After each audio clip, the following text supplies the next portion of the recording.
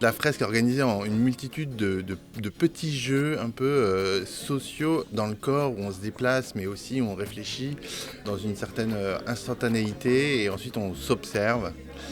Et donc il y a des expériences de groupe, des expériences individuelles, des expériences de vie de société. À chaque fois c'est une découverte nouvelle où à la fois on se comprend mieux et on comprend mieux la société. Je dirais qu'elle permet déjà de libérer la parole.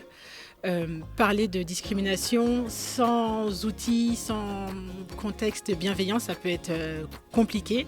Et avoir cet outil qui me paraît magique, c'est un bon premier pas pour en parler et ensuite améliorer la vie professionnelle des personnes qui subissent des discriminations. Ce qui m'a bousculée, ou plutôt ce que j'ai choisi d'accepter, c'est le fait que, quelles que soient nos intentions, eh bien, on peut toujours être maladroit, mais en fait, c'est pas grave parce que je crois que c'est justement en acceptant qu'on peut être maladroit que du coup, on ose voir vraiment où on en est. Et du coup, ça nous permet de regarder de façon très objective les endroits où effectivement, sur certains sujets, on peut être très conscient de par notre vécu, et puis les endroits où on peut être complètement à côté de la plaque.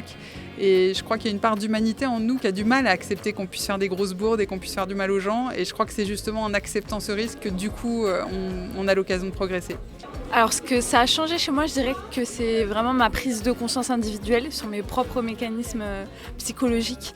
Je me rendais pas forcément compte que moi aussi je pouvais être discriminante et c'est vraiment ça que ça m'a apporté, la fresque de la diversité, de me rendre compte que tout le monde peut discriminer sans le vouloir. Je pense que la grande force de la fresque, c'est de faire en sorte que les gens se parlent, que les gens se découvrent, et dans les deux sens du terme, c'est-à-dire je me découvre, c'est-à-dire je m'exprime un peu plus et je te découvre, c'est-à-dire je comprends un peu mieux ce qu'on peut éventuellement faire ensemble, même si on est très différents. Ce que ça a fait bouger en moi, c'est cette attention permanente que j'essaye de gagner chaque jour un peu plus pour être dans des interactions inclusives.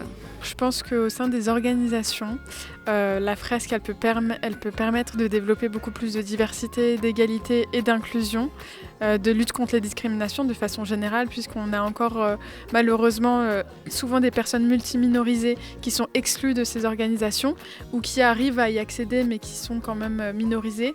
Et c'est vrai que ça permet de se questionner sur les questions liées au pouvoir, à la notion de privilège et donc au rapport de domination qui existe partout dans la société et surtout dans le monde de l'entreprise. Et cet outil-là, ça permet en 3 heures de prendre conscience de l'ampleur de la situation et des différents éléments scientifiques parfois qui